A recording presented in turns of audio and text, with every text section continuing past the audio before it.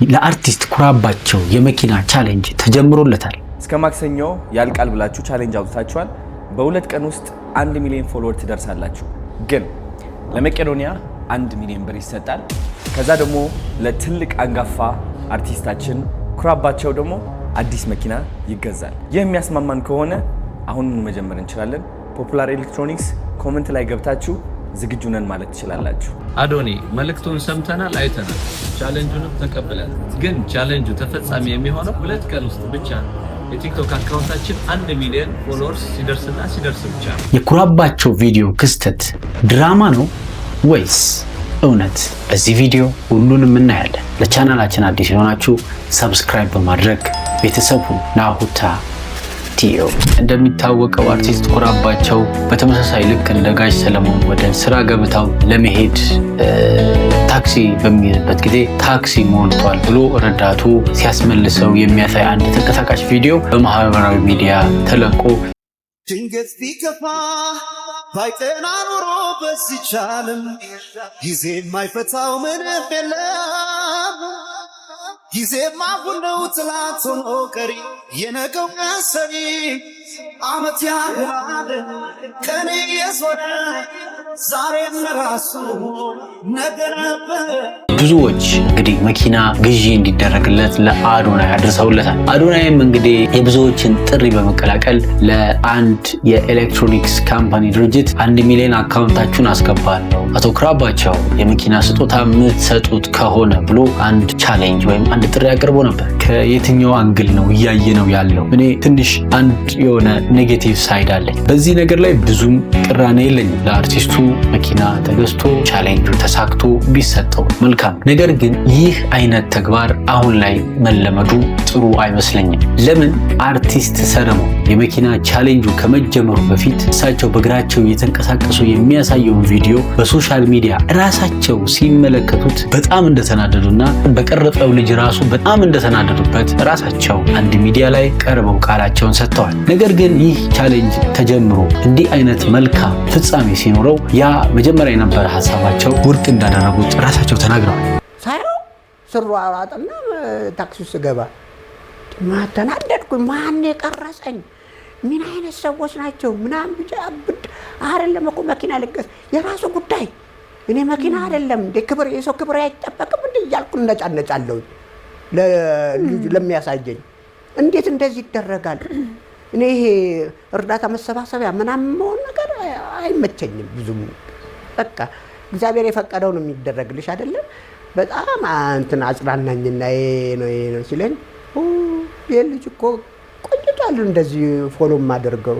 የተባረከ ነው ሐሳቡ፣ የተነሳበት መንገድ ሁሉ ጥሩ ነው። ይሄን ካሰበ እግዚአብሔር ያሳስብልኝ። እሱ ያሰበውን ሳይ ያላሰበውን ይስጥልኝ እንጂ ያንን እንትን አልኩኝ። እንግዲህ ሌሎች አርቲስቶችን በተመሳሳይ ሁኔታ ያሉ ምን ሊሰማቸው ይችላል? እንዲህ አይነት ነገር ነፃነታቸውን አያፈጣም? አርቲስቶቻችንን በዚህ አይነት መንገድ ማክበር እጅግ በጣም የተቀደሰ ተግባር። ነገር ግን ይህ ነገር በአንድ በሁለት በሶስት ሰዎች ብቻ የሚገደብ ነው። ለምን? የመጀመሪያው ቻሌንጅ እንደምታዩት ሳይታሰብ በቀላሉ አለቀ። ለጋሱም ወይም ደግሞ ቃል የገባውም ድርጅት ኢቨን ታርጌቱ ሳይመታ ነው መኪናውን መስጠት ቃል የገባው። ሁለተኛው ድርጅት ግን 99.9 ህጎች መከበር አለባቸው ብሏል። ምን ያክል ቻሌንጅ እንደሆነ አንድ ፎሎወር እንኳን እስከዛይ ሰዓት ቢቀር እንደማንቀበል ነው ብሏል። አዶኒ መልእክቱን ሰምተናል፣ አይተናል፣ ቻሌንጁንም ተቀብለናል። ግን ቻሌንጁ ተፈጻሚ የሚሆነው 2 ቀን ውስጥ ብቻ ነው። የቲክቶክ አካውንታችን 1 ሚሊዮን ፎሎወርስ ሲደርስ ብቻ ነው። 99.99% ተፈጻሚ ቢሆን ቻሌንጁ ውድቅ ይሆናል። አዶኒ በዚህ ቻሌንጅ የምትስማማ ከሆነ we are ready። ቀጣዮቹ በጣም እየከበዱና በጣም ሃርድ ይሆኑ ይመጣሉ። ይሄ በእንዲህ እንዳለ ነገር ግን ሌሎች አርቲስቶች እንደዚህ ተሽከርካሪ አገልግሎት የሌላቸው አርቲስቶች ለመንቀሳቀስ በታክሲ ለመሄድ እጅግ በጣም ይቸገራሉ። ስራቸውን ለመስራት ይቸገራሉ። ለምን? ህብረተሰቡ እነዚህን ሰዎች እየተከታተለ በሚሄዱበት ጊዜ ስልክ እያወጣ እየቀረጸ በተለያዩ ሶሻል ሚዲያዎች እያጋራ ነፃነታቸውን ይነፍጋቸዋል። ስለዚህ ሌሎች አርቲስቶች በእግር መንቀሳቀስን እንደ ትልቅ እፍረት ሊያዩት ይችላሉና ትልቅ ተጽዕኖ አለው ብዬ አስባለሁና ይህ አይነት ነገር ቢቀርና ከተቻለ የሆነ ተቋም ወይም መንግስት ለነዚህ ለሀገር ላበረከቱ አርቲስቶች ትልቅ ስራ ለሰሩ ቢያንስ በተለየ ፕሮግራም ከቀረጥ ነፃ ሊሆን ይችላል፣ በብድር ሊሆን ይችላል፣ የሆነ በሲስተማቲክ በሆነ መንገድ እንደዚህ አይነት ነገሮችን ቢያደርግ ጥሩ ነው። ካልሆነ ግን አዲስ አበባችን ሀገራችን አሁን ጥሩ ለእግረኞች፣ ለትራንስፖርት፣ ለሳይክል፣ ለሁሉም አይነት ትራፊኮች ምቹ የሆነች ነው። ስለዚህ ወክ ብናደርግ ታክሲ ብንጠቀም ኃጢአት ወይም ደግሞ ክፋት የለም እና እንዲህ አይነት ነገሮች መኖራቸው በአርቲስቶች ዘንድ መንቀሳቀስ እንደልባቸው እንደፈለጉት መንቀሳቀስን ብዙ እንትን ላይሉት ይችላሉ ወይም ደግሞ ሊሰማቸው ይችላል፣ እንደ ሀፍረት ላይሉት ይችላሉ በማለት ነው። ሁለተኛም ደግሞ ሰው ይሄ የአርቲስትን ህይወት ወደ መናቅ